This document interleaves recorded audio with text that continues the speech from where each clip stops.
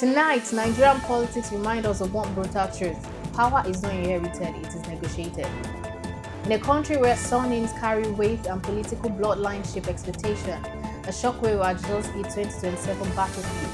Atiku Abubakar's son has crossed party lines, joining the APC and openly backing President Bola Ahmed Tinubu's re-election bid. Yes, the son of a man who has spent decades fighting the ruling party has now pitched his tent inside it. But in Nigeria politics, no move goes unanswered.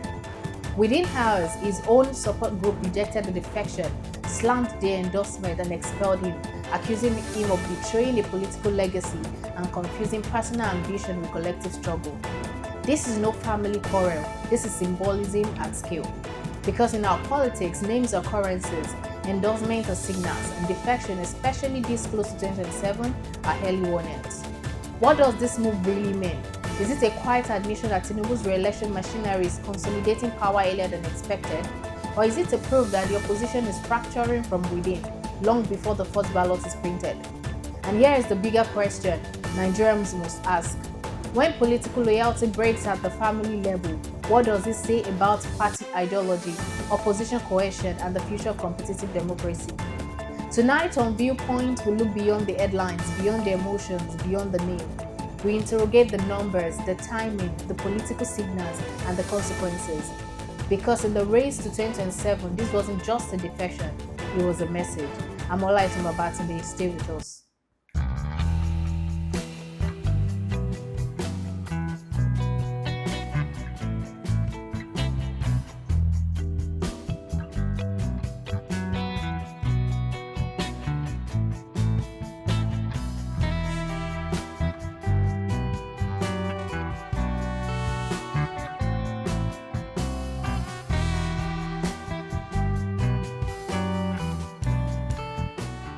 Welcome back to the show. The show is Viewpoint, where we discover perspective and embrace dialogue. And today I have our internal political analyst with me who will be analyzing this issue together. Good evening, Odewa. How are you doing? I'm doing perfectly fine. All right. Looking at this situation, this is looking at it from the family aspect. Beyond the stated reasons, what underlying factors or motivation might have influenced the decision of Atiku Abubakar's son to defect from PDP to APC, and how might this impact his relationship with his father? Because this is family thing as much as it is political, but we also have to look inside. Let's look at the family relationship and the emotions that is attached to this situation.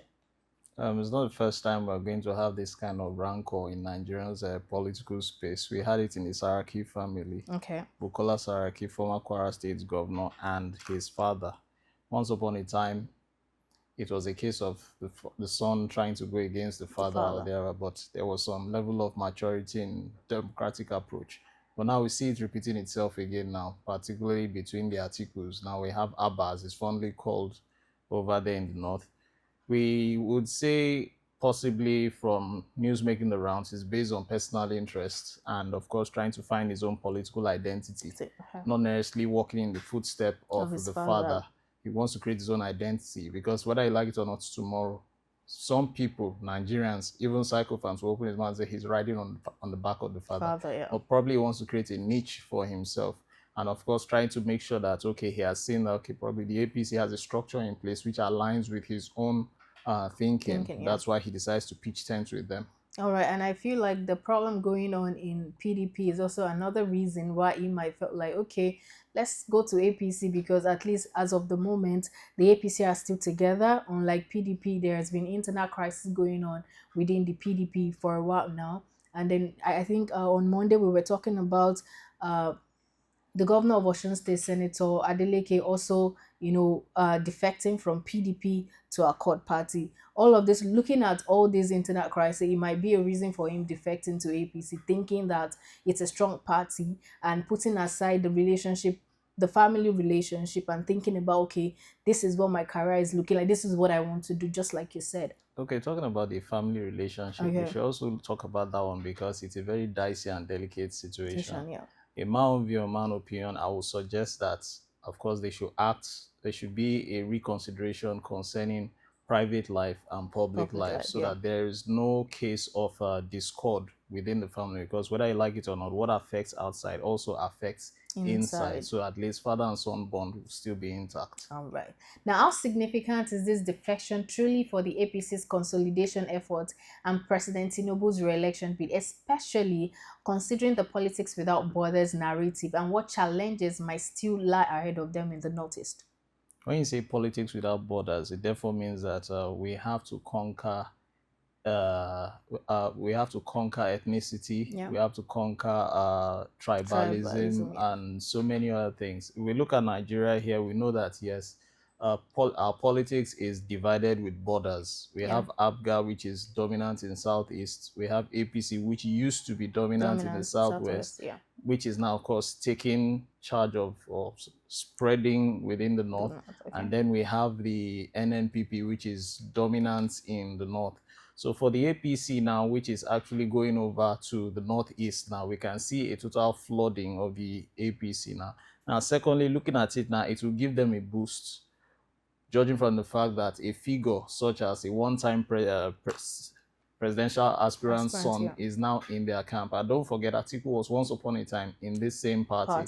So I would say it's adding another feather to the cap of the APC. Why? Because he can bring his followers from the Northeast, which Atiku's son is from Abba, into the party. Looking at their e-registration, which is ongoing now, and so many mass proliferation of defections now. So it therefore means that more people will come in. And also we should look at the angle of insecurity. If the APC has come up with the renewed hope agenda, taking into cognizance that security has to be dealt with from the very root cause of it, it therefore means that if Abba is coming on board, he has seen that, okay, with joining the APC or joining forces with the APC at the federal level, this can be easily dealt with. That's the way I see it. You say, all right. So I guess you're putting sentiment aside and just looking into the issue. Now, given the renaming of the Ase Atiku Organization to Ase Bola Tinubu Organization, what are the broader implications of such political realignment for party loyalty and ideological consistency within Nigeria's political landscape? First of all, we should look at this organization, first of all. What was it actually set up for? Was it to set up support for the identity of the person or the identity of a political party?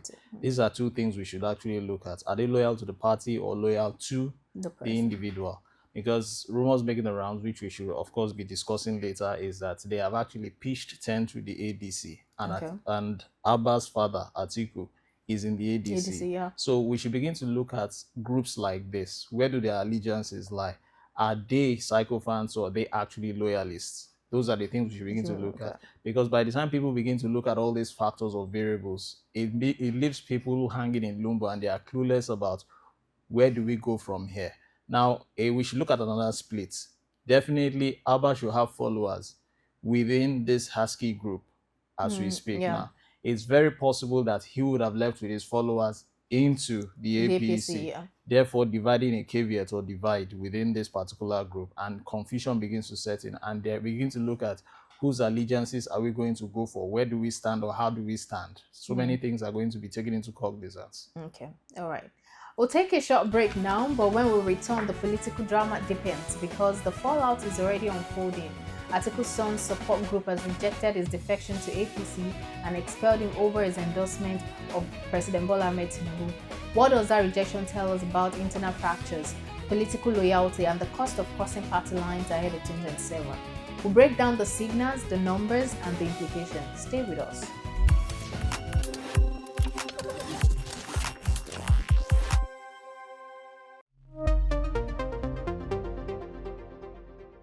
Welcome back. The show is still Viewpoint. Now, moving on to the rejection, I would like to know, given the conflicting claims of ownership and authority, how might this public dispute between Abba Atiku Abubakar and the Atiku Haske Organization impact future political alignment and the effectiveness of support groups in Nigeria? We should begin to ask ourselves a particular question. Like we said earlier, are they tilted towards the identity or the person or the political party here in question? Because there are so many things we should begin to look at. Renaming a group from the Haske Atiku Abubakar to, well, whatever association you may call it, or whatever authority, you now begin to look at it. Are there laws in place to checkmate insubordination. Yeah. Your supposed leader says that, okay, we are no longer this, we are now this. It therefore means that there must have been some personal rift or disagreement, which will now make them begin to opt for a particular platform as they have decamped to the ADC.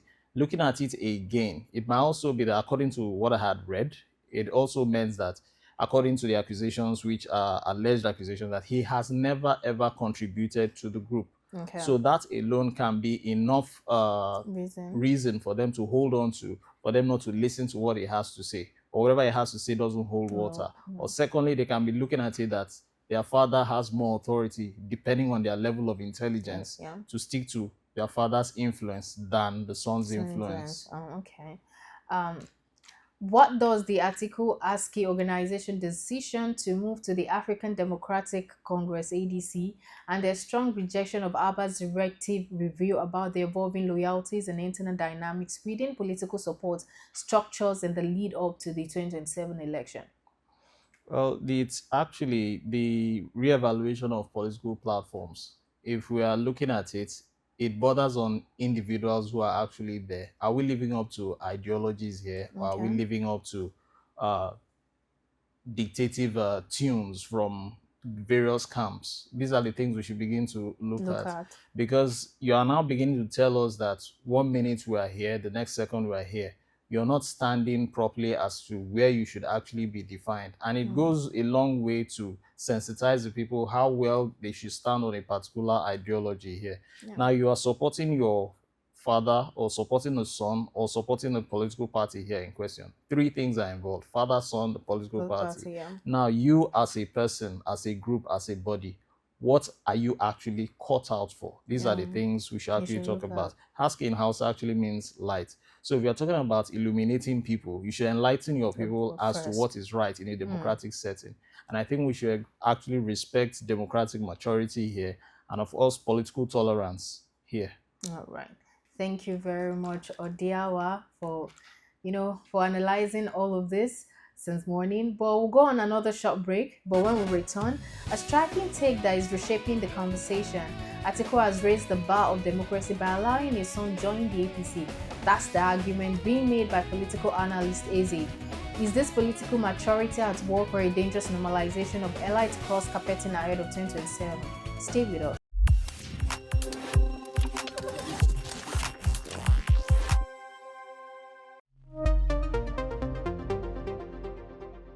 Back to the show. The show is still Viewpoint. Like I said before we went on a break, Eze is saying that Atiku has, done where he has raised the bar by talking about democracy, by allowing his son to join APC and all that. But then I'd like to know, according to Eze, how does Atiku Abubakar's reaction to his son's political decision demonstrate democratic maturity and political tolerance? First of all, we should look at it. Before we go into that one, we should look at it that we are in a country, or even in a continent, where political loyalty is a do or die affair, and family name, or a political family name, is actually what should not be associated with a particular group or a particular party. Now, if you talk about the Sarakis now, Bukola Saraki is in the PDP, or the father of blessed memory was in the PDP. Now it now shifts to a different form, whereby democratic maturity will now set in. Like I said earlier, that a father will belong to a particular political party and the son belongs to another political party. Democracy doesn't belong to anyone.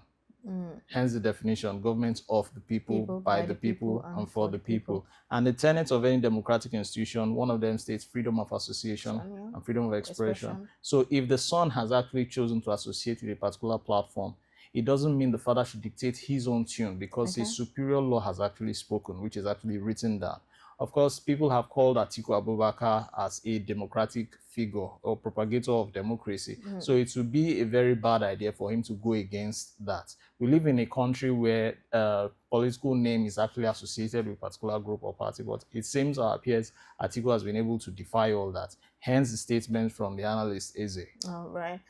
Well, maybe Atiku has decided to also put, the father-son relationship aside and probably just act like a political leader and allow his son to take the path that he wishes to take.